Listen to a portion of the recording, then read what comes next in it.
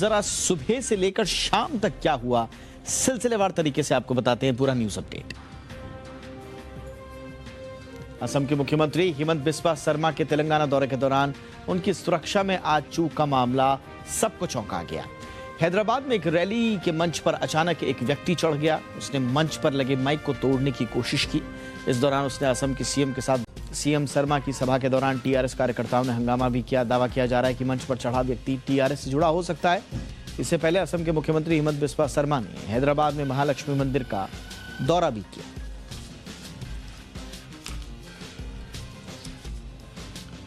Mercedes ने उद्योगपति Cyrus मिस्त्री के कार हादसे पर अपनी अंतरिम रिपोर्ट सौंप दी है। इस रिपोर्ट में कहा गया है कि सड़क के डिवाइडर से टकराने से 5 सेकंड पहले कार के ब्रेक लगाए गए थे।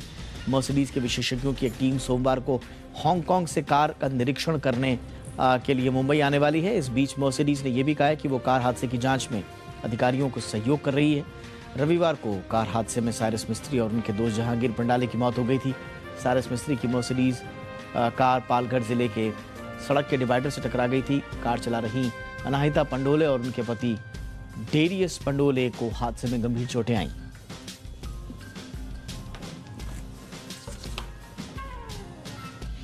सुप्रीम कोर्ट ने पत्रकार सिद्दीकी कंपन को जमानत दे दी है। कंपन पर हाथरस मामले में हिंसा भड़काने की साजिश रचने का आरोप है। यूपी पुलिस ने 2020 में कंपन को गिरफ्तार किया था। सुप्रीम कोर्ट ने कहा कि जमानत के बाद 6 हफ्ते तक सिद्दीकी को दिल्ली में ही रहना होगा। 6 हफ्ते दिल्ली में बिताने के बाद ही वो अपने घर केरल जा सकते हैं। इस दौरान लोकल थाने में कप्पन को हाजिरी लगानी होगी। इससे पहले इलाहाबाद हाई कोर्ट ने मामले की गंभीरता को देखते हुए कप्पन की जमानत याचिका खारिज कर दी थी। सुप्रीम कोर्ट से बीजेपी के पूर्व प्रवक्ता नुपुर शर्मा को बड़ी राहत मिली है। कोर्ट ने नुपुर की गिरफ्तारी वाली याचिका को खारिज कर दिया है। सुप्रीम कोर्ट ने कहा कि ऐसी याचिका लगाना आसान है, लेकिन इसके दूरगामी परिणाम होते हैं। वकील अबू सोहेल ने सुप्रीम कोर्ट में याचिका दायर की थी। याचिका में कहा गया था कि मुस्लिम समुदाय की भावनाओं को आहत करने के लिए उन पर कार्रवाई की जाए।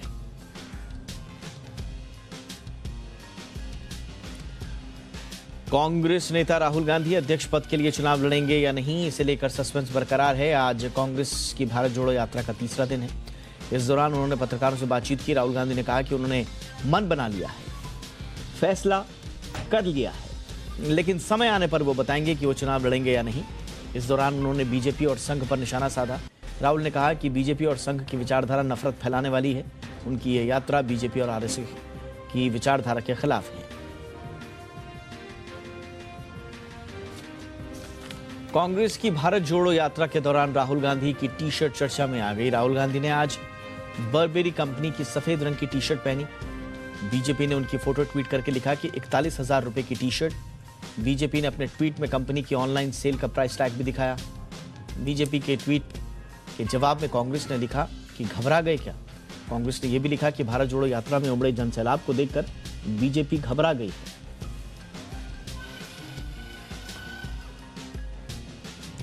गोवा के अंजुना बीच पर स्थित कर्लीज क्लब को सुप्रीम कोर्ट से बड़ी राहत मिली है। कोर्ट ने कर्लीज रेस्टोरेंट और नाइट क्लब को गिराने पर रोक लगा दी है। ये वही कर्लीज क्लब है जिसमें बीजेपी नेता सोनाली फोगाट की मौत से पहले ड्रग्स दी गई थी। बता दें कि गोवा प्रशासन की टीम कर्लीज रेस्टोरेंट को गिराना शुरू कर चुकी थी। इस कार्रवाई के दौरान क्लब के मालिक की ओर से सुप्रीम कोर्ट का दरवाजा खटखटाया गया। इसके बाद सुप्रीम कोर्ट ने कर्लीज क्लब को गिराने पर रोक लगा दी। कई राज्यों में एक बार फिर मौसम में बदलाव देखने को मिल रहा है। मौसम विभाग के मुताबिक बंगाल की खाड़ी में बने लो प्रेशर के प्रभावी होने से कई राज्यों में भारी बारिश की संभावना है। आईएमडी ने बंगाल, बिहार, झारखंड समेत उत्तर प्रदेश के पूर्वी हिस्सों में बारिश का ऑरेंज अलर्ट जारी किया है। बेंगलुरु में भारी बारिश का रेड अलर्ट भी पहले से जारी है। इसके अलावा केरल, कर्नाटक और महाराष्ट्र में भी अगले 4 दिन तक बारिश का दौर जारी रहने का अनुमान है।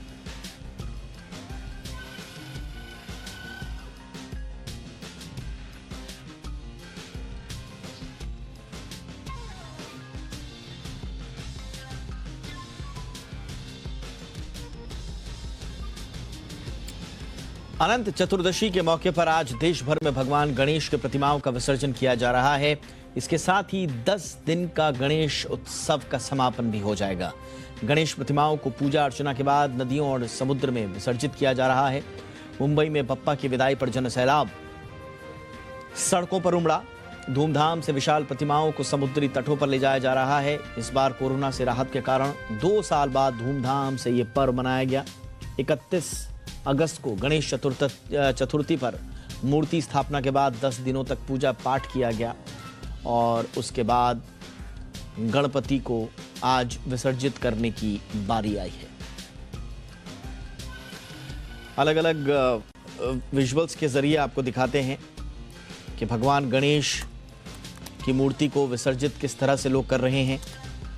मुंबई में खास तौर से गणेश उत्सव के दौरान जबरदस्त उत्साह देखने को मिलता है और ये 10 दिनों का त्योहार पूरे हर्षोल्लास के साथ यहाँ के बाशिंदे मनाते हैं। 2 साल का एक कठिन दौर न सिर्फ महाराष्ट्र, मुंबई, देश ने बल्कि समूची दुनिया ने देखा। उसका असर गणेशोत्सव पर भी दिखा। धूमधाम से नहीं मनाया गया। ये पहली मर्तबा है कोरोना काल के बाद जब इतनी बड़ी संख्या में भक्तों ने बाहर जनसैलाब के रूप में उमड़कर गणपति के प्रति अपनी आस्था व्यक्त की। और आज 10 दिन का ये गणेशोत्सव अपने समापन की ओर, जहाँ जहाँ पंडालों में, घरों में गणपति को स्थापित किया गया था, वहाँ से आज विदाई हो रही है भारी मन से, इस उम्मीद के साथ कि गणपति दोबारा लौटेंगे। ये गिरगांव चौपाटी के गणपति की तस्वीरें आप देख रहे हैं। इससे पहले हमने आपको पुणे की भी तस्वीरें दिखाई और इसी तरह से आज मुंबई में यदि कोई सड़कों पर निकले तो इसी तरह का हुजूम, जनसैलाब, भक्तों का जनसैलाब उमड़ा हुआ आप देखेंगे। 10 दिन गणपति भगवान गणेश पंडालों में, लोगों के घरों में और दिलों में विराजमान होते हैं। एक परिवार की सदस्य की तरह गणेश भगवान की पूजा अर्चना की जाती है। उन्हें मोदक समर्पित किए जाते हैं, उनसे दुआएं, मन्नतें मांगी जाती हैं और इस उम्मीद के साथ कि गणपति उन्हें वैभव, स्वास्थ्य, आरोग्य का आशीर्वाद देंगे, सुख शांति का, आरोग्य का आशीर्वाद देंगे। इस उम्मीद के साथ फिर विसर्जन की बारी आती है और ये पुणे और गिरगांव चौपाटी की 2 तस्वीरें आप देख रहे हैं। पुणे और मुंबई, ये दोनों शहर बड़े ही धूमधाम से अपने उत्साह के लिए जाने जाते हैं। पूरे गणेश उत्सव के दौरान यहाँ भक्तों का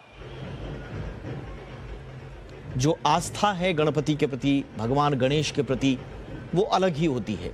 और यही वजह है कि मुंबई हो या पुणे, न सिर्फ स्थानीय लोग बल्कि दूर दूर से लोग भी इस विसर्जन का साक्षी बनने के लिए मुंबई, पुणे और आसपास के शहरों में पहुंचते हैं। और महाराष्ट्र ही नहीं बल्कि गणेशोत्सव का ये पर्व अब धीरे धीरे महाराष्ट्र की सरहदों से पार पूरे देश में हर्षोल्लास के साथ मनाया जाता है। शुरुआत में गणेश विसर्जन को लेकर पर्यावरणीय कुछ चिंताएं ज़रूर जाहिर की विशेषज्ञों ने।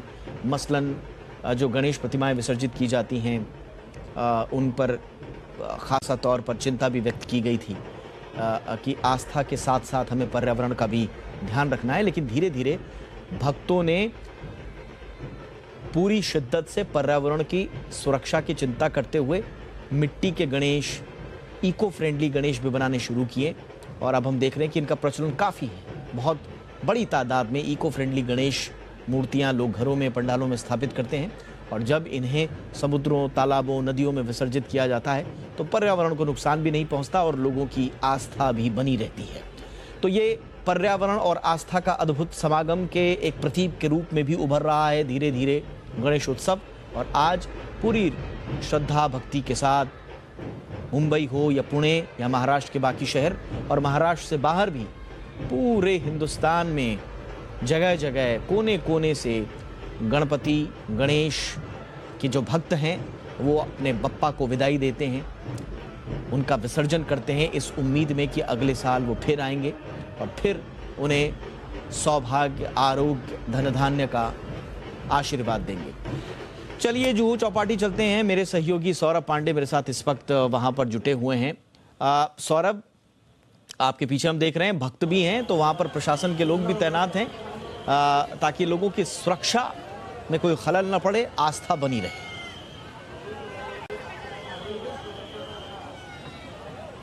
जी, जैसा कि आपने बताया कि सभी भक्त जो हैं इस बार पर्यावरण के ऊपर बहुत ही खास तरीके से ध्यान दिए हैं। मूर्ति से लेकर पंडाल तक जो है बापा की जो है इको फ्रेंडली तरीके से जो है भक्तों ने लाई है। और इस वक्त हम मौजूद हैं मुंबई के जुहू इलाके में और अपने विजुअल्स के माध्यम से हम आपको दिखाना चाहेंगे कि किस तरह से यहाँ पर जो है भक्तों को सहूलियत पहुँचाने के लिए और उन्हें किसी भी तरह की दिक्कत ना हो, उस चीज़ को ध्यान में रखते हुए प्रशासन की तरफ से यहाँ पर जो है वॉलंटियर्स खड़े किए गए हैं ताकि यहाँ पर भीड़ भाड़ ना हो सके। इसके अलावा आप देख पाएंगे कि एक एक करके जो है गाड़ियां यहाँ पर एंटर कर रही हैं, भक्त जो हैं वो उसमें एंटर कर रहे हैं, वॉलंटियर्स जो है वो यहाँ पर मौजूद हैं और देख पा रहे हैं कि कितना हर्षोल्लास का माहौल बना हुआ है। हर जगह जो है गणपति बप्पा के नारे लग रहे हैं और गणपति बप्पा की जो विदाई है वो जो है सारे भक्त जो है हर्षोल्लास के साथ जो है मना रहे हैं। आपको बता दें मुंबई में जो है खासकर आज जो है सुरक्षा के मद्देनजर रखते हुए 20,000 से ज्यादा पुलिसकर्मी जो है वो यहाँ पर तैनात किए गए हैं। इसके अलावा फायर ब्रिगेड की टीम जो है वो यहाँ पर तैनात की गई है। इसके अलावा जो एनजीओ है वो यहाँ पर हैं, एनएसएस यूनिट है कॉलेजेस के वो यहाँ पर हैं ताकि हर तरह से जो है बप्पा के विसर्जन को एकदम मंगलमय मनाया जा सके। इस वक्त आप हमारे विजुअल्स के माध्यम से देख पा रहे हैं कि किस तरह से जो है बप्पा की मूर्ति को जो है यहाँ पर लेके आया जा रहा है और जो पूरा माहौल जो है हम देख पा रहे हैं वो वही है कि मंत्र उच्चारण के साथ यहाँ पर गणपति बप्पा मोरया और फुड़चा वर्षी लौकर या के जो है नारे लगाए जा रहे हैं और पूरी तरह से जो है जयकारा हो रहा है बप्पा का। बहुत बहुत शुक्रिया इस तमाम जानकारी के लिए और इन तस्वीरों के लिए आपका बहुत बहुत शुक्रिया सौरभ। आगे भी आएंगे, ये उत्सव जो है ये काफ़ी देर तक चलता रहेगा। इसी तरह से भक्त अपने गणपति के साथ समुद्र के किनारों पर पहुंचेंगे उनका विसर्जन करने के लिए। चलिए अब आज की कवर स्टोरीज।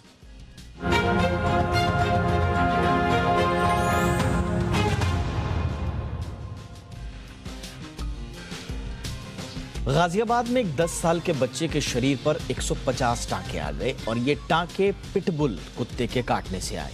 बच्चा जब पार्क में खेल रहा था तब पिटबुल कुत्ते ने उस पर हमला कर दिया। देश में ये पहला मामला नहीं है जब कुत्ते ने किसी बच्चे को या किसी व्यक्ति को काटा हो। गाजियाबाद हो चाहे केरल और लखनऊ से तो एक दिल दहला देने वाला जो वाकया सामने आया था उसने पूरे देश को हिला दिया था। देश के अलग अलग हिस्सों से पालतू कुत्तों के लोगों पर हमला करने, उन्हें काटने की खबर लगातार मिलती रही हैं। भारत सरकार ने 2019 में रेबीज से बचाव को लेकर एक गाइडलाइन भी बाकायदा जारी की थी। इस गाइडलाइन में बताया गया था कि भारत में हर साल 60 से 70 लाख एनिमल बाइट्स के मामले सामने आते हैं। इसमें 95% मामले कुत्तों के काटे जाने से होते हैं।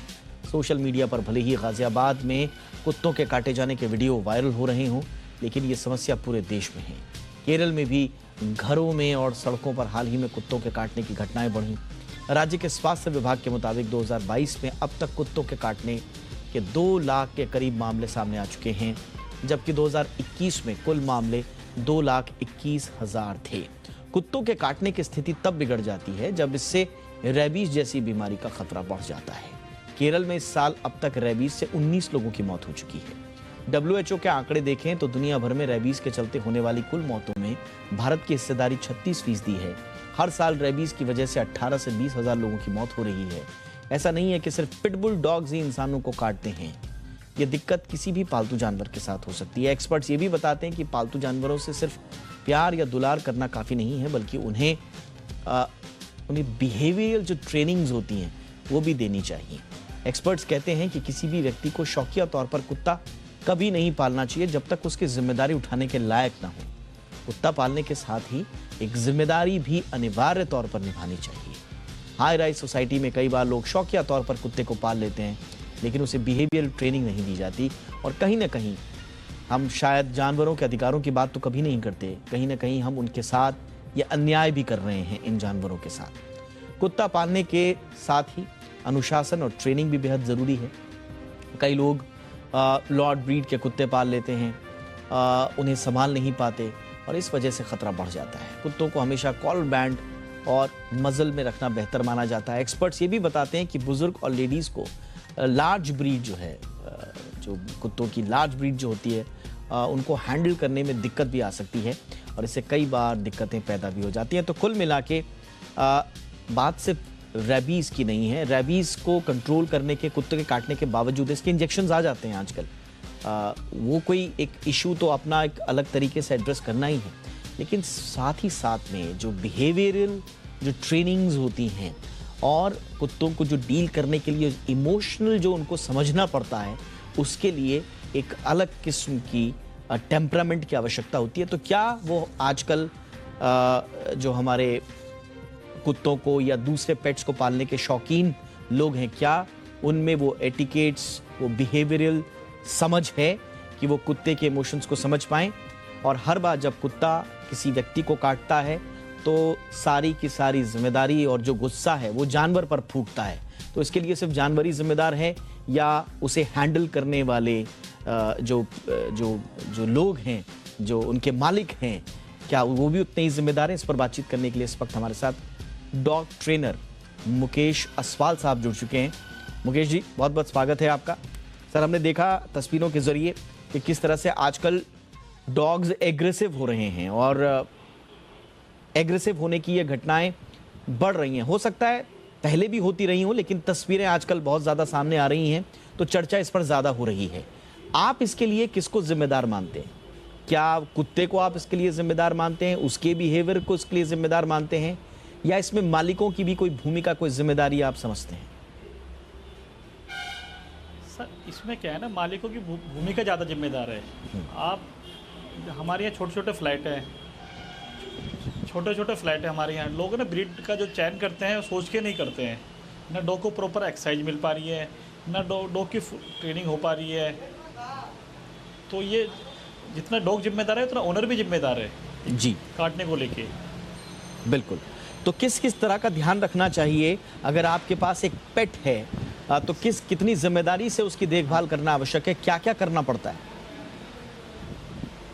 सर, उसके लिए ना प्रॉपर, एक तो उसको प्रॉपर बिहेवियर दें। आपका फैमिली में जो आप उसे रख रहे हैं उसको ना प्रॉपर एक्सरसाइज दें। लोग क्या है ना, एक्सरसाइज नहीं करा पाते डॉग को अपने, उसे बस बांध के रख दिया, फ्लैट में छोड़ दिया, प्रॉपर एक्सरसाइज नहीं मिलती। डॉग इरिटेट होता है डॉग अपने आप में, ना उसे घुमा पाते। लेकिन उसकी प्रोफेशनल ट्रेनर रखिए उसके पास, जो ट्रेनिंग कराइए। जब आप डॉग पाल रहे हैं तो ब्रीड का चयन सोच के कीजिए आप। पिटबुल, रोटविलर, ये हमारे ना घरों में पालने लायक डॉग नहीं है, ये फार्म हाउस में पालने लायक डॉग है। लोग इनको छोटे घरों में पाल लेते हैं तो अग्रेसिव हो जाते हैं डॉग। क्या पिटबुल के लिए किसी तरह के लाइसेंस या रजिस्ट्रेशन की आवश्यकता होती है? सर, रजिस्ट्रेशन तो सर हर डॉग का ही है हमारे यहाँ पे। हर रजिस्ट्रेशन तो हर डॉग का है हमारे यहाँ पे। हर डॉग को रजिस्ट्रेशन कराना ही चाहिए। और वैक्सीन जरूर होनी चाहिए डॉग की। अच्छा, ये किस सूरत में ये जो पेट्स हैं, डॉग्स हैं, ये एग्रेसिव हो जाते हैं, क्यों काटते हैं? सर, एक्चुअली में उनको प्रॉपर एक्सरसाइज नहीं दे पाते ओनर। छोटे फ्लाइट हैं, वो एक्सरसाइज नहीं मिल रही, प्रॉपर माहौल नहीं मिल रहा उनको घूमने का, फिरने का। प्रॉपर ट्रेनिंग नहीं दे पा रहे लोग उनको। अगर ट्रेनिंग कराएंगे ना तो आराम से डॉग ठीक से रहेगा आप लोगों के साथ में। जी, बेसिकली ये उनका बिहेवियर लोग बिगाड़ देते हैं। हाँ, लेकिन लिया लोग, हमारे यहाँ वर्किंग है सब, डॉग घर में अकेला बंद करके चले जाते हैं साथ में। डॉग पूरे दिन अकेला रहता है तो दिन पे दिन फिर उसका ना नेचर थोड़ा सा फ्रेशेस होना स्टार्ट हो जाता है। अच्छा, ज़रा लोगों की मानसिकता हमें बताइए मुकेश जी, ये मानसिकता क्या है लोगों की? क्योंकि भारत में एक दौर में ये मानसिकता होती थी कि कुत्ता वो रखना है, पेट वो रखना है जो एग्रेसिव हो, जो भौंकता हो तो लोग डर जाएं। लोग अक्सर चोरी चकारी के डर से अपने यहाँ पेट रखते थे, सुरक्षा की भावना से ज़्यादा रखते थे। तो आइडिया ही कुत्ता पालने की ये होता था कि जो एग्रेसिव होगा, जो काटे, जो भौंके, वही पेट होता है। तो ये मानसिकता बदल रही है या अभी भी है लोगों में? सर, अभी भी लोगों में यही मानसिकता है। लोग पहले क्या जर्मन शेफर्ड पालते थे तो डॉग इंटेलिजेंट डॉग होता था। पिटबुल डॉग क्या है, वो शिकारी डॉग है, उसका काम शिकार का, और प्रॉपर एक्सरसाइज ना मिलना तो डॉग, वो ये कारण है डॉग का। जी। अगर प्रॉपर एक्सरसाइज दें, प्रॉपर ट्रेनिंग करवाएं आप डॉग की, तो उसका नेचर चेंज हो सकता है। जी, तो क्या एनिमल का कोई खास इमोशन होता है जिसे आप समझ पाएं तो उसे सामने से एग्रेसिव होने से भी रोका जा सकता है? हाँ बिल्कुल बिल्कुल सर, जब पपी छोटा है आपका, हाँ। उसकी आप ट्रेनिंग कराइए, बिहेवियर पे ध्यान रखिए। आप जो उसे रख रहे हैं तो पूरा फैमिली में सब लोगों से मिलवाएं उसे। होता क्या है हमारे यहाँ फास्ट लाइफ है, आप घर में बाहर घूमने जाने डॉग को बंद करके चले गए एक रूम में, पूरे पूरे दिन डॉग अकेला रहता है, तो उसका टेम्परामेंट है दिन पे दिन तो गुस्सेल होता चला जाता है। जी हाँ बिल्कुल। तो यानी कि एक ख़ास किस्म का बिहेवियर जो जानवर का होता है उसे समझने की आवश्यकता है।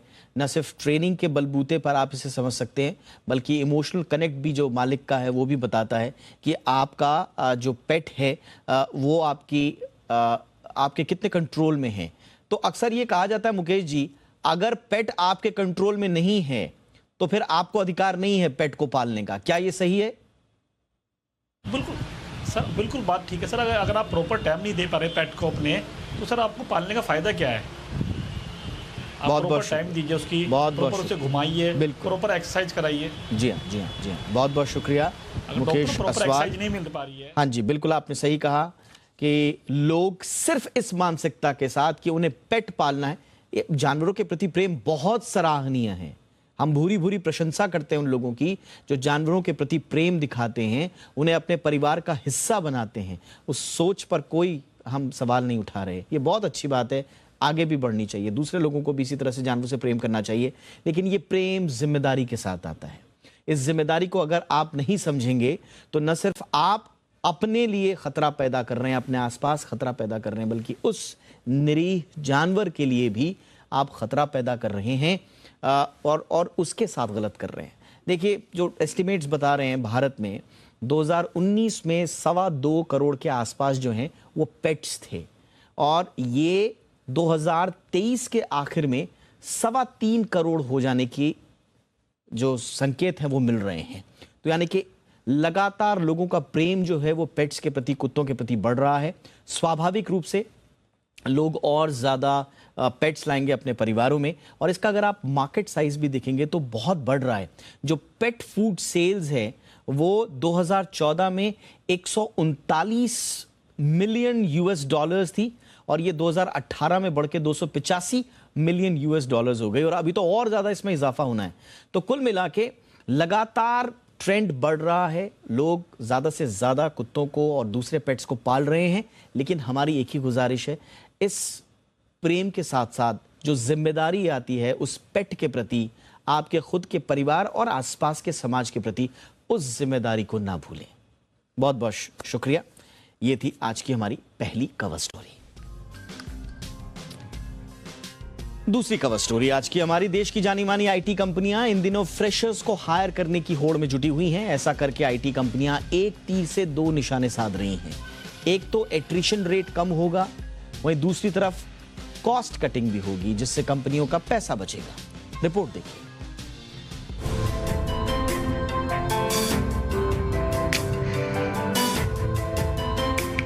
आईटी सेक्टर में स्टूडेंट्स के लिए हैं नौकरियां ही नौकरियां। देश की जानी मानी आईटी कंपनियां जैसे कि कॉग्निजेंट, माइंडट्री, एल&टी इन दिनों फ्रेशर्स को हायर करने की होड़ में हैं। इसी वजह से इस साल आईटी कॉलेजेस और इंस्टीट्यूशंस में स्टूडेंट्स की होगी बढ़िया कैंपस प्लेसमेंट। आईटी सेक्टर से जुड़ी नौकरियों के जानकारों की माने तो कंपनियां फ्रेशर्स की जॉब प्लेसमेंट से एक तीर से दो निशाने लगाना चाहती है, कॉस्ट कटिंग और एट्रिशन रेट कम करना। तो हम ये कह सकते हैं कि ये एक सस्टेनेबल या एक टिकाऊ समाधान है एट्रिशन की प्रॉब्लम को कम करने के लिए। लिटिल टैलेंट को हायर करने की वजह से मार्जिन्स पे प्रेशर बहुत ज्यादा पड़ रहा है। इस साल आईटी कंपनीज 1.5 लाख फ्रेशर्स को रिक्रूट कर सकती है। सूत्रों की माने तो कॉग्निजेंट इस साल 50,000 फ्रेशर्स को नौकरी देगी, जिसके लिए कंपनी इस साल दुगने कॉलेजेस में जाएगी कैंपस प्लेसमेंट के लिए। माइंडट्री साल 2023 तक 5 से 6,000 स्टूडेंट्स को नौकरी देगी। एल&टी इस साल 10% से भी ज्यादा छात्रों को नौकरी देगी। नौकरी लगते ही प्रोजेक्ट ऑनबोर्डिंग से न सिर्फ स्टूडेंट्स को फायदा मिलेगा, बल्कि आईटी कंपनीज की भी कॉस्ट कटिंग होगी। लॉकडाउन के बाद जो कंपनियों में मोटी सैलरी और पर्क्स देकर टैलेंट पोचिंग की होड़ लगी हुई है, उस पर लगाम लगेगी, क्योंकि IT companies in house talent को नर्चर कर रही हैं। इतना ही नहीं, मौजूदा टैलेंट की स्किल्स भी एनहांस कर रही हैं उन कोर्सेज के साथ जो कि डिमांड में है। पिछले वर्ष में यह अनुपात फ्रेशर हायरिंग का लगभग 70% था, इस साल उम्मीद की जा सकती है कि यह अनुपात इससे ज्यादा होगा। आईटी सेक्टर में लगभग 70% कॉस्ट सैलरीज की होती है। लॉकडाउन के दौरान टेक से जुड़ी कंपनीज का बिजनेस रॉकेट रफ्तार से बढ़ा था, जिस वजह से कंपनियों ने आनन फानन हायरिंग भी की थी। Average wage cost March quarter में ही 54.3% से बढ़कर 55.2% हो गई थी। आईटी कंपनीज का ज्यादातर बिजनेस यूएस या यूरोप से आता है, जहां इस समय रिसेशन का खतरा मंडरा रहा है। लॉकडाउन और कोविड के वक्त ये बिजनेस बूम पर था, जिसमें थोड़ा ठहराव आ गया है। इसलिए कॉस्ट कटिंग के लिए लैटरल टैलेंट की बजाय बड़ी-बड़ी आईटी कंपनियां इस साल फ्रेशर्स रिक्रूटमेंट पर ज्यादा जोर दे रही हैं। एकता सूरी, जी मीडिया, मुंबई। और कर्मचारियों को सिर्फ जॉब नहीं बल्कि ऑफिस में अच्छा माहौल देना भी जरूरी है। उन्हें तनाव से दूर रखना भी कंपनियों के लिए उतना ही जरूरी है अगर वो प्रॉफिटेबल होना चाहती हैं। ये हम नहीं कह रहे बल्कि डेलॉयट का सर्वे कह रहा है। डेलॉयट ने हाल ही में एक मेंटल हेल्थ सर्वे किया। इस सर्वे के मुताबिक तनाव से जूझ रहे कर्मचारी बार बार छुट्टी लेते हैं और इससे भारतीय कंपनियों पर 14 अरब डॉलर का बोझ पड़ता है। कर्मचारियों का मेंटल हेल्थ किस तरह से कंपनी के कामकाज पर असर डालता है, इसे समझिए पहले इस रिपोर्ट में। कर्मचारी खुश तो कंपनी की ग्रोथ भी कई गुना बढ़ जाती है। वहीं अगर कर्मचारी तनाव से गुजर रहा है तो ये कंपनी की ग्रोथ को अरबों का चूना भी लगा सकती है। ये हम नहीं, डेलॉयट का सर्वे कह रहा है। डेलॉयट इंडिया ने 4000 से ज्यादा कर्मचारियों का सर्वे किया। इस सर्वे में सामने आया कि खराब मानसिक स्थिति के चलते कर्मचारी बार बार छुट्टी लेते हैं। तनाव की वजह से उनके प्रदर्शन पर असर पड़ता है और कई बार कर्मचारी नौकरी छोड़ भी देता है। इसकी वजह से भारतीय कंपनियों पर सालाना लगभग 14 अरब डॉलर का बोझ बढ़ रहा है। डेलॉयट के मेंटल हेल्थ सर्वे के मुताबिक बीते कुछ सालों में मानसिक स्वास्थ्य की समस्या के मामले दुनिया भर में तेजी से बढ़े हैं। कोरोना महामारी के आने के साथ इसमें और बढ़ोतरी हुई है। WHO के मुताबिक दुनिया भर में मानसिक स्वास्थ्य की समस्या के मामलों में भारत की हिस्सेदारी भी करीब 15% है। डेलॉयट इंडिया के सर्वे में सामने आया है कि लगभग 47% प्रोफेशनल्स ने अपनी मानसिक स्वास्थ्य बिगड़ने के पीछे वर्किंग प्लेस पर होने वाले तनाव को जिम्मेदार ठहराया है। इसके साथ ही वित्तीय संकट और कोरोना से जुड़ी चुनौतियों को भी जिम्मेदार ठहराया है। मानसिक तनाव कई तरह से सामने आते हैं और ये हर किसी शख्स के पर्सनल लाइफ और प्रोफेशनल लाइफ दोनों को प्रभावित करते हैं। सर्वे के मुताबिक पिछले 1 साल में 80% कर्मचारियों ने मानसिक स्वास्थ्य से जुड़ी समस्या होने की जानकारी दी है। सर्वे में सामने आया है कि 33% लोगों ने तनाव में रहने के बावजूद नौकरी की, वहीं 29% छुट्टी पर चले गए और 20% लोगों ने नौकरी ही छोड़ दी। WHO की माने तो मानसिक तनाव के चलते भारत में 2012 से 2030 के बीच $1 ट्रिलियन का नुकसान होने का अनुमान है। सर्वे में मेंटल हेल्थ को लेकर जागरूकता बढ़ाने पर जोर दिया गया है। कुल मिलाकर कहें तो अगर कर्मचारी खुश है तो कंपनी की ग्रोथ भी तेजी से होगी। मतलब कर्मचारियों को अच्छा माहौल देना, उन्हें तनाव से दूर रखना न सिर्फ कर्मचारियों के लिए बल्कि कंपनियों के लिए भी फायदेमंद साबित होगा। ब्यूरो रिपोर्ट, जी मीडिया। फर्जी लोन वसूली वाले ऐप्स के खिलाफ जी बिजनेस लगातार आवाज उठाता रहा है। जी बिजनेस ने ऑपरेशन हफ्ता वसूली के जरिए ऐसे कई ऐप्स को बेनकाब किया जिन्होंने लोगों को 2 से 5 हजार के लोन के लिए प्रताड़ित किया और उनसे अनाप शनाप ब्याज भी वसूले, उन्हें प्रताड़ित किया मानसिक रूप से। जी बिजनेस ने बाकायदा इन फर्जी ऐप के पीड़ितों की आपबीती सरकार तक पहुंचाई। जी बिजनेस की मुहिम का ही असर है कि सरकार लगातार इस दिशा में कदम उठा रही है।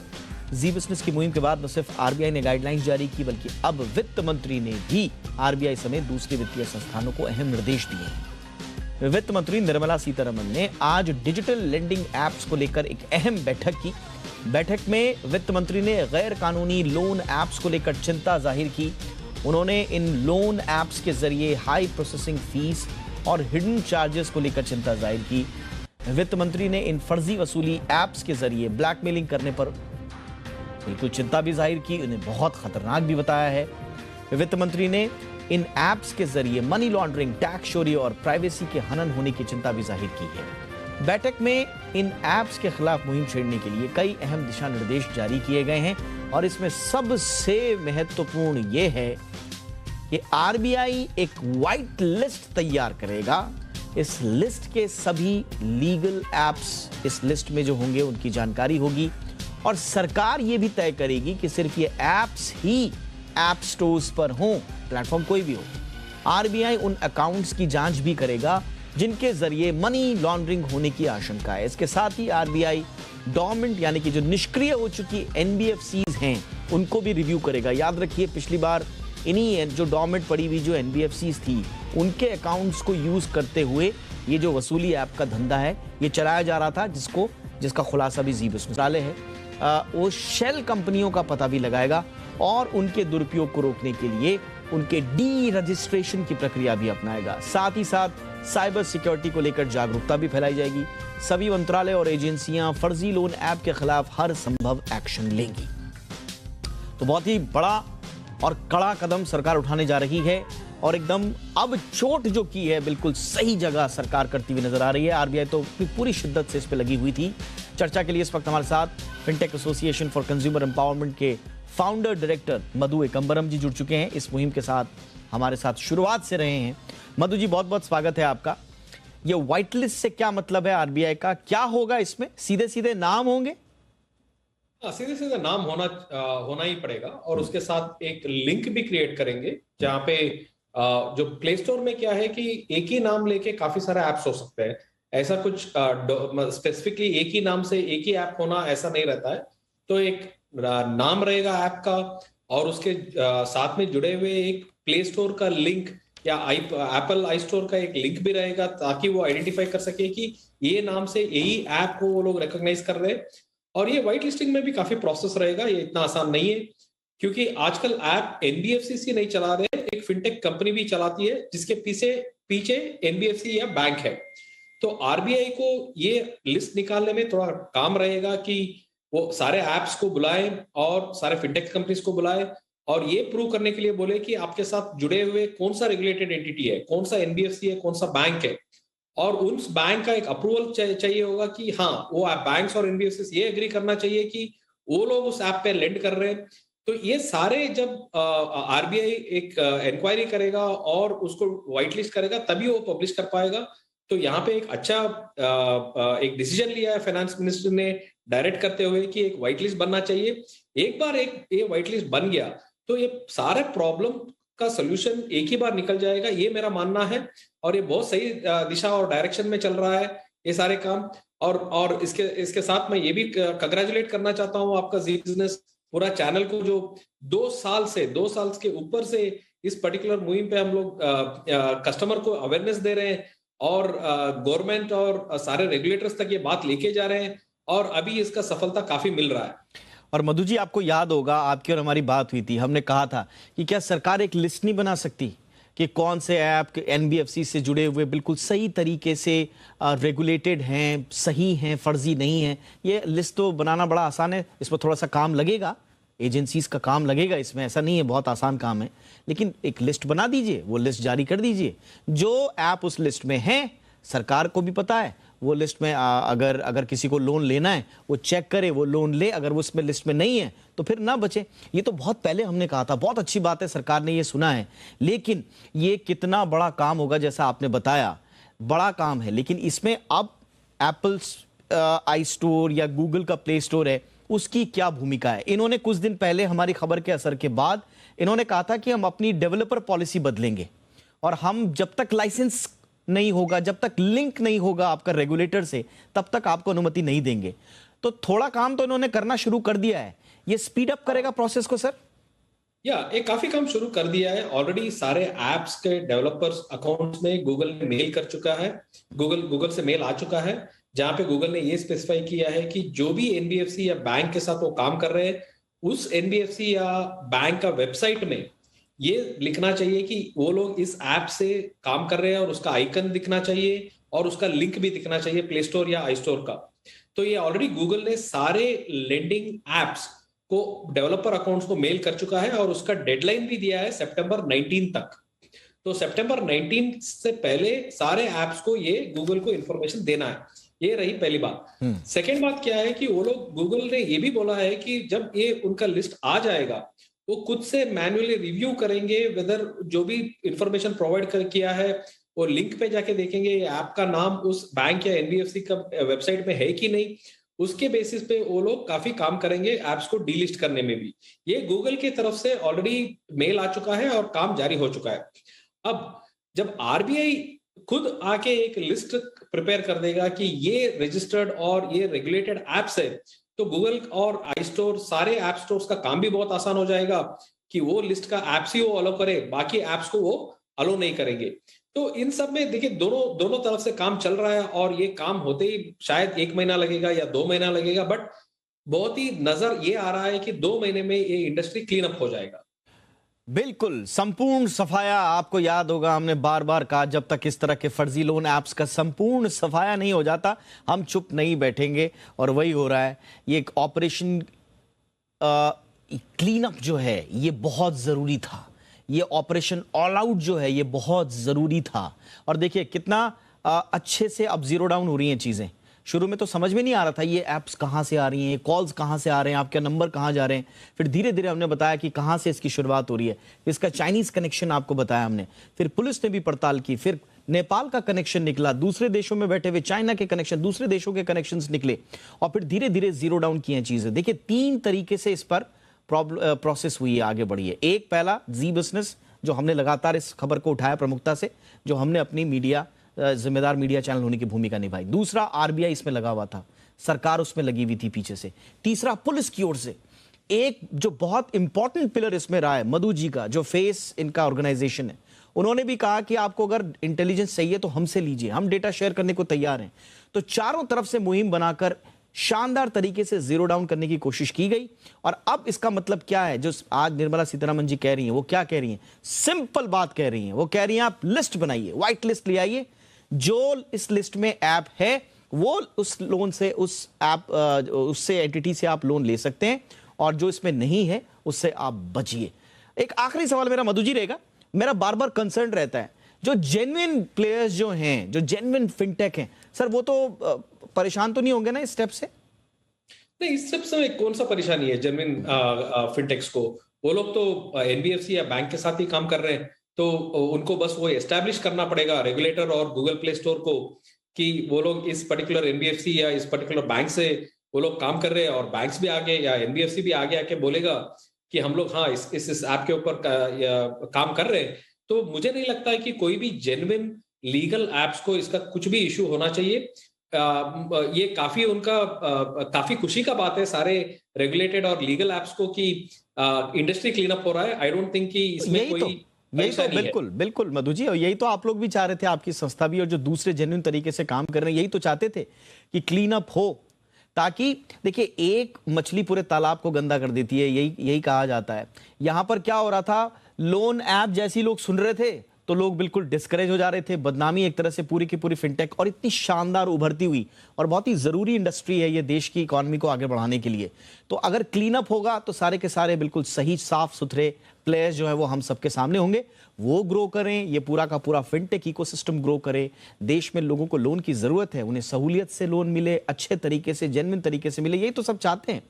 तो इसी दिशा में अब ये शानदार कदम सरकार आगे बढ़ा रही है, और इसकी परिणति जैसा कि मधु जी बता रहे हैं 2-4 महीने में हमको दिख जाएगा। मधु जी 2 महीने कह रहे हैं, हम 1 महीना और एक्स्ट्रा लेके चलते हैं, 3 महीने में संपूर्ण सफाया हो जाएगा।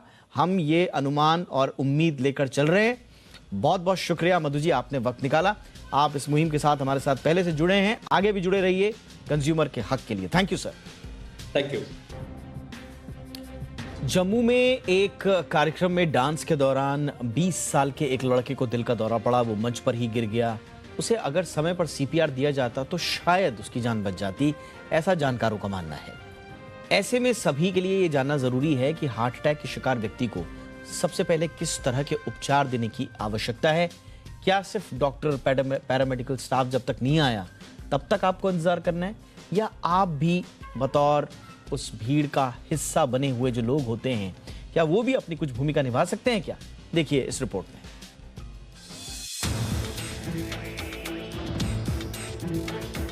ये तस्वीर हम जब जब देखते हैं परेशान कर देती है। जम्मू में एक डांसर को नाचते वक्त हार्ट अटैक आ गया और वहीं उसकी मौत हो गई। आसपास मौजूद लोगों ने उसे नृत्य का ही हिस्सा समझा। लेकिन ये इकलौती घटना नहीं है जब किसी को इस तरह से हार्ट अटैक आया हो और आसपास मौजूद लोग समझ नहीं पाए कि उन्हें क्या करना है। इससे पहले सिंगर केके की मौत भी हार्ट अटैक के तमाम सिग्नल दे रही थी। अभिनेता सिद्धार्थ शुक्ला, कन्नड़ अभिनेता पुनीत राजकुमार का दिल का दौरा पड़ने से हुई मौत ने कई बार बहस छेड़ी कि आखिर इसकी जद में युवाओं के आने की वजह क्या हो सकती है। डॉक्टर्स इसके लिए स्ट्रेस और खराब लाइफस्टाइल को ही जिम्मेदार मान रहे हैं। आज का मुद्दा भले ही दिल की बीमारी से जुड़ा है, लेकिन हम बात करेंगे कि अगर किसी को हार्ट अटैक आ जाए और अस्पताल तक पहुंचने में या डॉक्टर के आने में देर होने की आशंका हो तो सबसे पहले मरीज को किस तरह से उपचार देना चाहिए ताकि उसकी जान बचाई जा सके। विशेषज्ञों से जुटाई जानकारी के मुताबिक यदि मरीज के घर में या उसके मेडिकल किट में डिस्प्रिन या एस्पिरिन है तो इसे तत्काल रोगी को दे देना चाहिए। ये ब्लड क्लॉट रोकने का काम करता है। अगर किसी के घर में कोई हार्ट पेशेंट है तो सॉर्बिट्रेट की 5 mg की टैबलेट हार्ट अटैक के शिकार व्यक्ति की जीभ के नीचे रखी जा सकती है। इससे सीने में दर्द से राहत मिलती है। लेकिन ये उपाय हमारी नहीं बल्कि डॉक्टर्स की सलाह के बाद ही अपनाएं। कभी भी मरीज के आसपास घेर कर खड़ा ना हो, इससे हवा का बहाव प्रभावित होता है और मरीज को घुटन महसूस हो सकती है। जितनी खुली जगह हो, मरीज को सांस लेने में जितनी सहूलियत हो उतना अच्छा। यदि मरीज ने कुछ भी टाइट कपड़े पहने हैं तो उसे तत्काल ढीला करें। ऐसा करने से मरीज को सांस लेने में आसानी होगी। कुछ मामलों में मरीज सांस नहीं ले पा रहा या उसकी पल्स कमजोर हो रही है तो ऐसी स्थिति में मरीज को सीपीआर तत्काल देना चाहिए। सीपीआर देने के लिए हाथों को छाती के बीचों बीच लाएं, अपने पूरे प्रेशर से मरीज की छाती को दबाएं। इससे दिल की धड़कनें चलने लगती हैं और खून का प्रवाह होने लगता है। ध्यान रहे, मरीज बेहोश होने की स्थिति में है तो ही सीपीआर दिया जाना चाहिए। सीपीआर कैसे दिया जाता है इसकी जानकारी आप विशेषज्ञों से जुटा सकते हैं। हार्ट अटैक के शुरुआती लक्षणों की बात करें तो मरीज को बिना वजह लगातार पसीना आना, चेस्ट में हल्का या रह रह कर तेज दर्द होना इसके बुनियादी लक्षण हैं। लोग इसे गैस समझकर नजरअंदाज कर देते हैं। इसके अलावा सांस लेने में परेशानी, बेचैनी, घबराहट के साथ बाएं हाथ, कंधे और पीठ में दर्द का उभरना भी दिल का दौरा पड़ने का बड़ा संकेत हो सकता है। ऐसे लक्षणों को दिखाई देने पर व्यक्ति को तुरंत डॉक्टर से संपर्क करना चाहिए और ईसीजी जैसी जरूरी जांच करवा लेनी चाहिए। छाती में उठे दर्द को कभी हल्के में ना लें क्योंकि हार्ट अटैक एक साइलेंट किलर की तरह होता है। ऐसे में सावधानी ही सबसे बड़ी सुरक्षा है। ब्यूरो रिपोर्ट, जी मीडिया।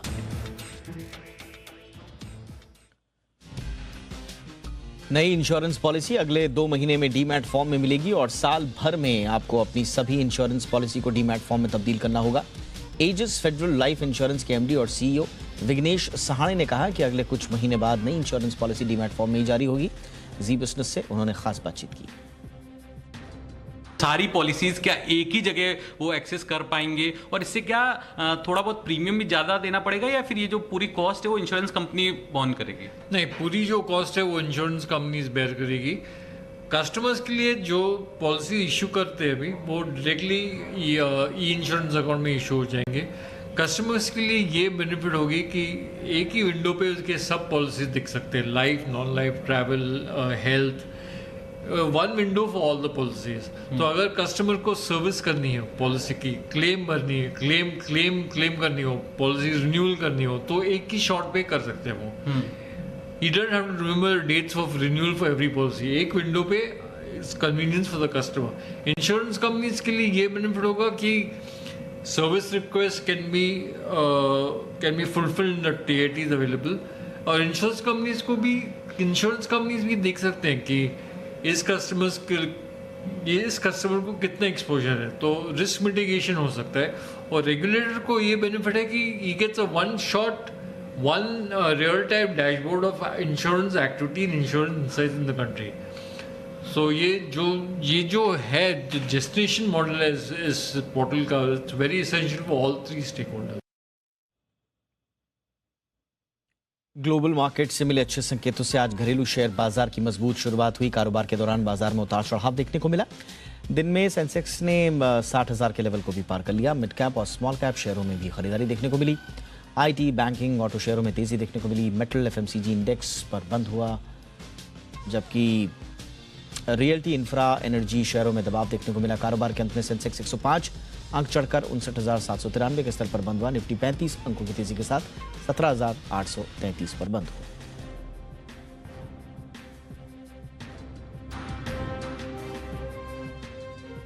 महज 25 साल की उम्र में महारानी बनी एलिजाबेथ ने 70 साल तक ब्रिटेन पर राज किया।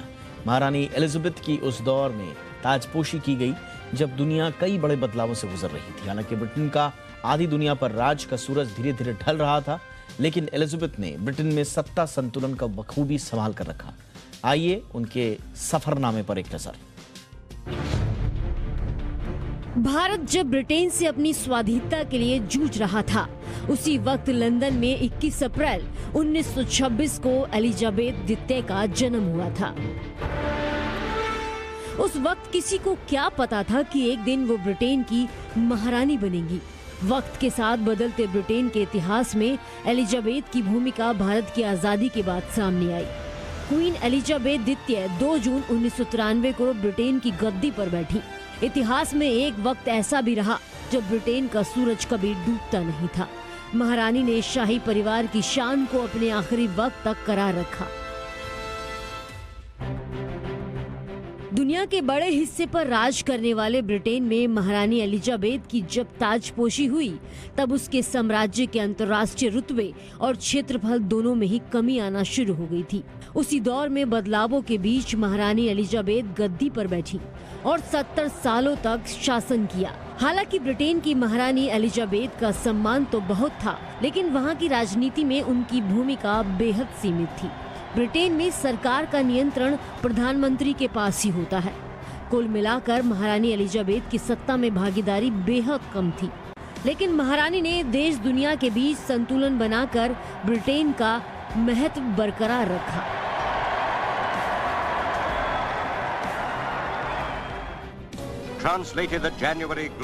यकीनन एलिजाबेथ पहली महारानी होंगी जिन्होंने कई देशों के इतिहास को बदलते हुए अपनी आंखों से देखा।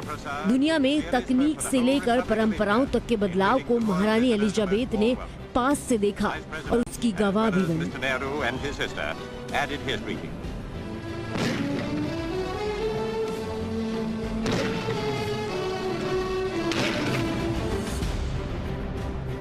सत्तर साल के शासन में महारानी ने दुनिया को तेजी से बदलते हुए देखा। महारानी एलिजाबेथ इकलौती ऐसी महारानी थी जिन्होंने ब्रिटेन के 15 प्रधानमंत्री देखे और साथ ही अमेरिका के भी 14 राष्ट्रपतियों से मुलाकात की। जो बाइडेन आखिरी अमेरिकी राष्ट्रपति थे जिनसे महारानी ने मुलाकात की थी।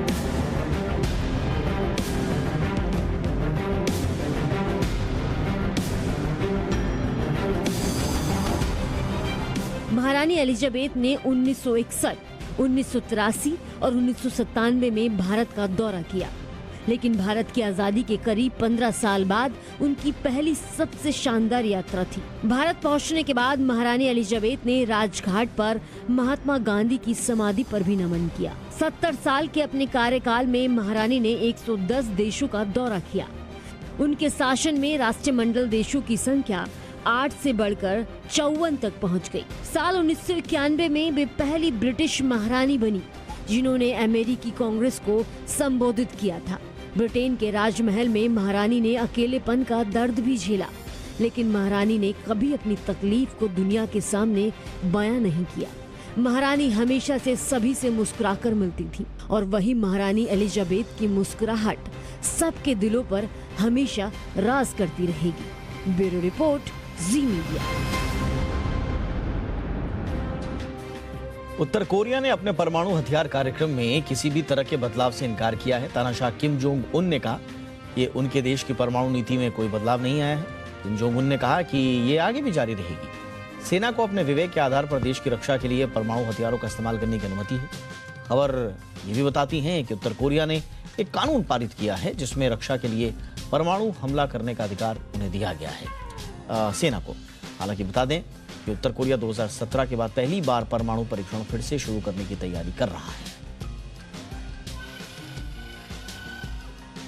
पूर्वी लद्दाख सीमा पर तनाव को कम करने की दिशा में भारत और चीन की सेना ने बड़ी घोषणा की है। दोनों देशों की सेनाओं ने कहा कि पूर्वी लद्दाख में गोगरा हॉट स्प्रिंग क्षेत्र में पेट्रोल पॉइंट 15 से जवानों का हटना शुरू हो गया है।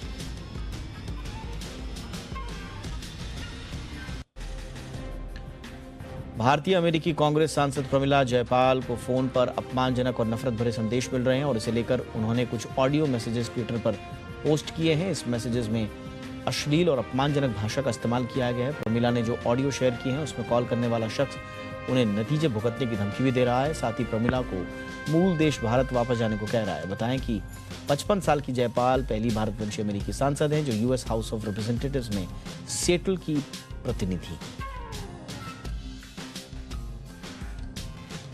ऑस्ट्रेलिया अपनी पूरी आबादी की डीएनए स्क्रीनिंग सरकारी खर्च पर करेगा। ऐसा करने वाला वो दुनिया का पहला देश होगा। आबादी को सेहतमंद रखने और समय रहते इलाज मुहैया कराने के लिए प्रोजेक्ट शुरू किया गया है। सरकार का मानना है कि आबादी की डीएनए सैंपलिंग करने से ये पता चल पाएगा कि लोगों को आने वाले समय में कैंसर और डायबिटीज जैसी आनुवांशिक बीमारियां होने से कितनी आशंका है। आमतौर पर महंगी मानी जाने वाली डीएनए स्क्रीनिंग की शुरुआत ऑस्ट्रेलिया में मेलबर्न स्थित मोनाश यूनिवर्सिटी से की गई है। इंडिया 360 में आज बस इतना ही। इजाजत दें, लेकिन हैशटैग याद रखिए, #ZIndia360। कोई राय कोई सुझाव हो तो जरूर भेजिएगा। नमस्कार।